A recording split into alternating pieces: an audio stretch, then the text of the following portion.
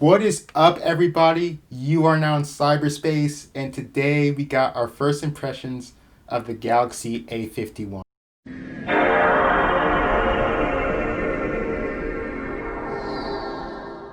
Now let's get straight into the boxing of the A51. Here we got the box with the A51 on it. Let's take a cut here and see what we got inside. Removal of the packaging, and we got a little sneak peek of the A51, all 6.4 inches. Now we can fully see the A51 in all its glory. Also in the box is a power brick, a USB-C cable for fast charging, and also earphones. Also, there's a case and a SIM card removal tool as well. Alright guys, let's hop into the design.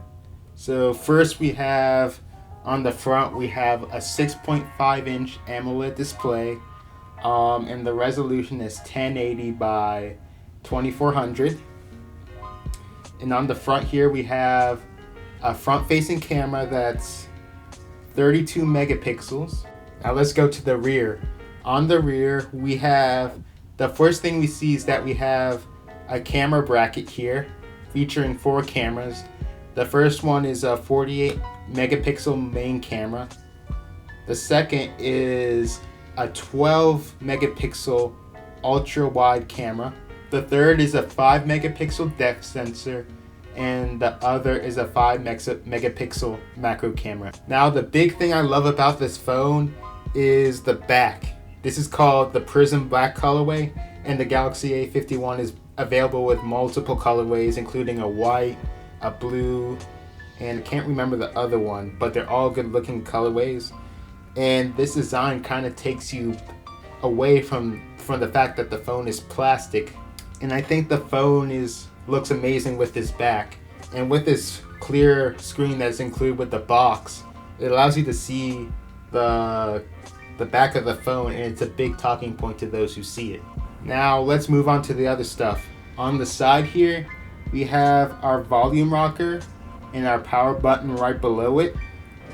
Down below we have a headphone jack, so you won't have to convert to those Bluetooth headphones. And we also have a USB-C cable, and this phone supports up to 15 watts of USB-C fast charging. This phone does not support wireless charging, but I don't really care too much about that. Especially at this price point, many of these phones do not include that feature. Now what's running this phone? First we have an Exynos 9611 chipset, and this is about the equivalent to a Samsung Galaxy S7 Edge, just for reference. The phone comes with 4 gigabytes of RAM, and there's also a 6 gigabyte option available, but I haven't really seen where it's located at. There's also 128 gigabytes that comes standard with the phone as well. So this is good for those who like to record their media with these cameras, and they have a lot of apps running, lots of movies on there. For some people, 64 gigabytes is just not enough, and this phone helps fix that problem. Now, first unlocking the phone, you'll find that it's running Android 10 with One UI 2.1 along with a Samsung skin. Now personally, I've seen many videos hating on the Samsung skin, but personally I'm fine with it. But that's just because I've been using a Samsung since the Samsung Galaxy S5. But what I personally do not like about this skin is that it has a lot of bloatware. For example, there's Galaxy Wearable, there's Galaxy Pay, there's the Samsung Internet, but at least some of those can be uninstalled. But however, there's other bloatware such as Facebook, or Boomerbook as they like to call it, and there's also Netflix as well, and neither of those can be uninstalled. They can only be disabled. Now, how does all of this perform? Going through menus with a Samsung A51 was pretty smooth.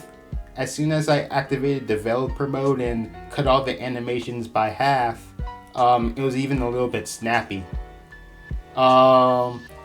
Doing light web browsing, watching videos, it was all easy. The phone could handle it. When you move to gaming, lighter games like Clash of Clans, Clash Royale, they all run smoothly. I was even able to do picture-in-picture mode through Clash of Clans, and I was able to easily get my attack done. When you start doing high performance games like Asphalt 8, for example, the phone will run it smoothly. However, when you're going through menus and doing the races, that's when you'll start hitting the limit of the phone. And by this limit, I mean slight frame drops, nothing too crazy, but you'll notice every once in a while. Now, one of the flagship features that the Galaxy A51 gets is the in-display fingerprint sensor. Personally, when using it, I found a few issues with it. It only works about 6 to 7 times out of 10 when using it. It takes a second to recognize your fingerprint, which is mildly inconvenient, but it's not really a big deal. It should work just fine for you guys. But if you do not like the fingerprint sensor, there is the face recognition, which I'll be testing for the review. And there's also pattern and pin. And there's also lettered passwords as well that you can use as well. So there's many options to protect your phone here. Watching video on the A51 is pretty great. I come from a Galaxy S8 and I kind of like the big display. You're not really missing too much on the AMOLED screen. It looks really good. The colors pop from the screen and it's not really saturated like other Galaxy phones. Now the camera, they seem to do a really good job here. In the selfie camera, Samsung does programming where it'll automatically switch to a wider view for multiple people within a selfie frame. Also, I liked how it was easy to switch from the wide angle to the narrow angle main camera. And I never had a wide angle camera before. It was kind of cool having that option there in order to capture wider targets. There's also a night mode. It seemed to do a decent job when I took some pictures. But you definitely want to use the night mode software because when you take it with the normal camera settings, it doesn't look too good. It looks kind of grainy compared to the daylight photos. The macro lens is 5 megapixel, of course. I think it might take some time for me to master it because the pictures I took weren't the best. But then again, it's just a 5 megapixel camera, but I'll definitely do more testing and I'll have it on the review. Also, you can judge from yourself with the pictures I have shown you so far. Now, the last thing is battery life. And this has really helped a lot. I really love this phone's battery life. It packs a 4,000 milliamp battery, and I gotta say, it works pretty well even with the Exynos 9611, which is not the most efficient of processors. I personally work in a hardware shop where I have to scan stuff for people and look up items with my personal phone. And when I use my Galaxy S8, I have to carry around a charger because it does not last a full day.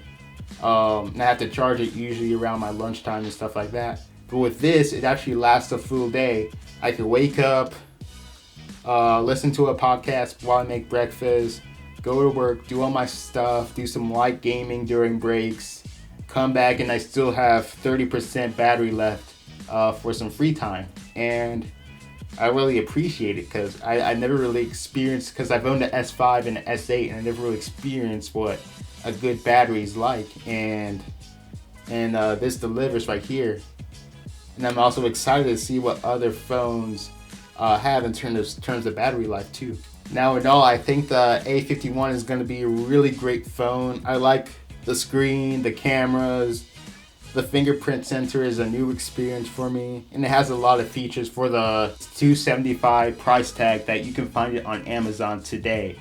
And I think for under $300, this phone is going to be a pretty good phone, and I can't wait to tell you guys more in the review. So for now, click like, subscribe, please share the video. It'll help to get more views on it. I really work hard on these videos, so it'd be nice to get more eyes on it.